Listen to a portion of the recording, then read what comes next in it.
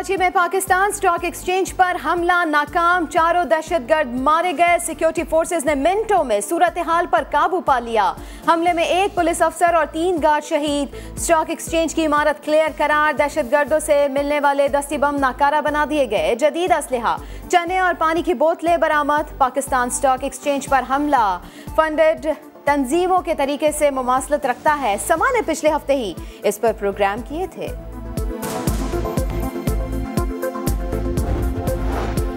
8 minute, 4 दहशतगर्द। Security forces ने 8 मिनटों में दहशतगर्दों का किस्सा तमाम कर दिया। डीजी रेंजर सिंध कहते हैं 25 मिनट में स्टॉक एक्सचेंज की इमारत को क्लियर कर दिया था। दहशतगर्द पूरी तैयारी से आए थे, लेकिन अपने किसी इरादे में कामयाब ना हो सके। ये हमला किसी दुश्मन मुल्क की एजेंसी की मदद के बगैर नहीं हो सकता। MKM लंदन और BLA और दीगर तंजीमों का गठजोड़ ही रेंजर्स पर हमलों में मुलव्विस था।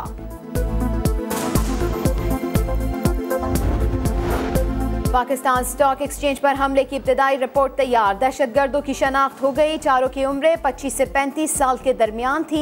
एडिशनल IG कहते हैं इंजन नंबर से गाड़ी का रिकॉर्ड हासिल किया जा रहा है। सिक्योरिटी इदारों ने दहशतगर्दों के आने के रास्तों का रूट बनाना शुरू कर दिया। CTD के मुताबिक दहशतगर्दों ने गाड़ी खरीद कर हमले में इस्तेमाल की। 3 बंदे हम थे, 2 जख्मी हो गए थे। एक को गोली लग गई, दूसरे को यहाँ पे गोली लगी सर में। वो जख्मी हो गए थे, वो उसको उधर ही गिरे। फिर मैंने एक को शूट किया, वो मर गया था। पाकिस्तान स्टॉक एक्सचेंज पर हमले में मुलव्विस दहशतगर्दों को जहन्नुम वासिल करने वाला पाकिस्तान का हीरो सिर्फ समा की स्क्रीन पर। एहलकार मोहम्मद रफीक ने दहशतगर्दी का मंसूबा नाकाम बनाने में अहम किरदार अदा किया। मोहम्मद रफीक दहशतगर्दों को देखते ही झपट पड़ा। अल्हम्दुलिल्लाह ट्रेडिंग जारी है। तकरीबन 10 के करीब जो है वो दहशतगर्दों ने दाखिल होने की कोशिश की। ये गाड़ी यहाँ मौजूद है कि जिस गाड़ी में वो आए थे। 2 दहशतगर्दों को जो है वो गेट पर ही मार दिया गया। बाकी एक दहशतगर्द जो है वो अगले गेट पर मारा गया।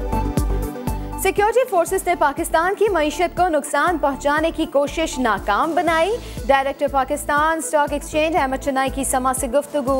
Chairman stock exchange Salman Mehdi कहते हैं सिक्योरिटी बहुत ज्यादा थी। दहशतगर्द इमारत के अंदर ना सके। इमारत में खून के निशानात गार्ड के हैं। सिक्योरिटी इदारों ने बहादुरी से हमले को नाकाम बनाया। पूरी कौम को अपने बहादुर जवानों पर फख्र है। वज़ीर आज़म इमरान खान का बयान। शोधा के लवाहिकीन से ताज़ियत। पाकिस्तान स्टॉक एक्सचेंज पर हमला मुल्क की सलामती और मईशत पर हमला है। वज़ीर आला सिंध का बयान। मुकम्मल इंक्वायरी रिपोर्ट तलब। गवर्नर सिंध का IG सिंध को टेलीफोन, तफसीली रिपोर्ट मांग ली।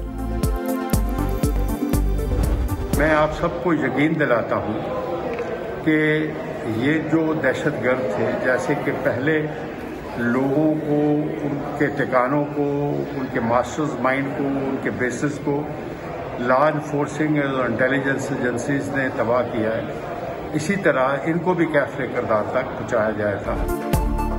दहशतगर्दों ने पार्किंग से बिल्डिंग में घुसने की कोशिश की। हमले के मास्टरमाइंड तक पहुंचेंगे। वज़ीर दाखिला एजाज शाह का बयान। वज़ीर खारजा कहते हैं मुसल्लह अफवाज, पुलिस और कानून नाफिज करने वाले इदारे सीसा पिलाई दीवार की तरह खड़े हैं।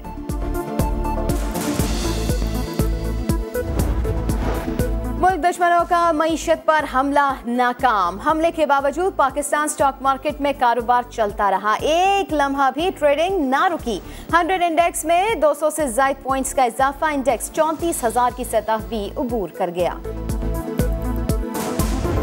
वज़ीर आज़म साहब बस नोटिस ही लेना बंद कर दे। वज़ीर आज़म साहब ने आटा का नोटिस लिया था, अब 1100 का हो गया है। वज़ीर आज़म साहब ने चीनी का नोटिस लिया था और अब 85 और 95 तक पहुंच गया है। बेहतर ही होगा कि हमारा वज़ीर आज़म अपने आप को क्वारंटीना में रखे, कोई नोटिस ना ले, कोई तकरीर ना करे। वज़ीर आज़म ने अद्वियात पर नोटिस लिया तो वो महंगी हो गई। आटा और चीनी पर नोटिस लिया तो वो महंगे हो गए। वज़ीर आज़म साहब नोटिस लेना बंद करें, आवाम से माफ़ी मांगे, इस्तीफा दें और घर जाएं। चेयरमैन पाकिस्तान पीपल्स पार्टी बिलावल भुट्टो का कौमी असेंबली में खिताब। कहा हुकूमत तैयारे हादसे के पीछे छुपकर इदारे की निजकारी करना चाहती है। Chairman Peoples Party Osama bin Laden को शहीद कहने पर भी आग बगोला। वज़ीर आज़म साहब ने उसामा बिन लादेन को शहीद करार दे दिया। ये वो उसामा बिन लादेन है जो पाकिस्तान के सिटीजन्स, पाकिस्तान के बच्चे को शहीद किए हैं, हमारे अफवाज, हमारे सोल्जर्स को शहीद किए हैं। ये वजीर आजम शहीद मोहतरमा बेनजीर भुट्टो को शहीद नहीं कहता, मगर उसामा बिन लादेन को शहीद कह सकता है। बिलावल भुट्टो मुनाजरा करना चाहते हैं तो कर लें। मुराद सईद का जवाबी वार, उनकी तकरीर के दौरान अपोजिशन का वॉकआउट। मुराद सईद का कहना था कि स्पीकर साहब, जब मैं तकरीर खत्म करूंगा अपोजिशन खुद ही वापस आ जाएगी। शाह महमूद कुरैशी बोले, इमरान खान इस्तीफा क्यों दे दें, वो नहीं देंगे। तुम कमीशन और किकबैक्स लो और हम नोटिस ना लें। इमरान खान आया ही नोटिस लेने के लिए है।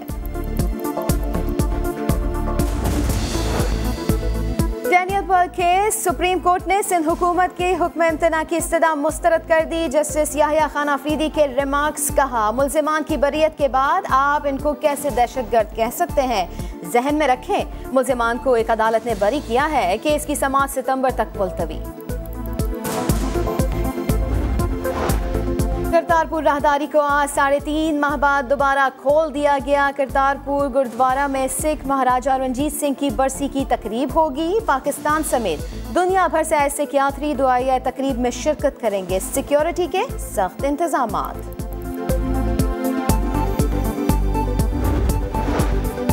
मुल्क में कोरोना केसेस की तादाद 2 लाख से तजावुज कर गई। अमवात की तादाद भी 4000 से जायद हो गई। गुज़िश्ता 24 घंटों के दौरान 49 अफराद जाँ बहक, 3557 मुतासर। सिंध में 80,000, पंजाब में 74,000, KP में 25,000 और बलूचिस्तान में 10,000 से जायद केसेस रिपोर्ट।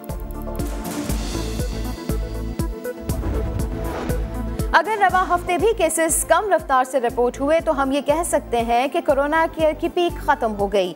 मोम ने खुसूसी बराए सेहत जफर मिर्जा की प्रोग्राम नया दिन में गुफ्तगू, कहा अस्पतालों पर दबाव में कमी आई है, मरीज कम हुए। एक्टेमरा का इस्तेमाल ट्रायल बुनियादों पर है। प्लाज्मा थेरेपी के मुस्बत नताइज आ रहे हैं। प्लाज्मा थेरेपी की इजाज़त सिर्फ मखसूस अस्पतालों को है। और पंजाब के बेशतर शहरों में मानसून की बारिश। इस्लामाबाद और लाहौर के कई इलाकों में बादल बरस पड़े। गर्मी की शिद्दत कम हो गई। KP, बलूचिस्तान और गिलगित बल्तिस्तान में भी गरज चमक के साथ बारिश की पेशगोई। सिंध में शदीद गर्मी का राज। कराची में बूंदाबांदी, सड़कों पर फिसलन के बाइस ट्रैफिक हादसा।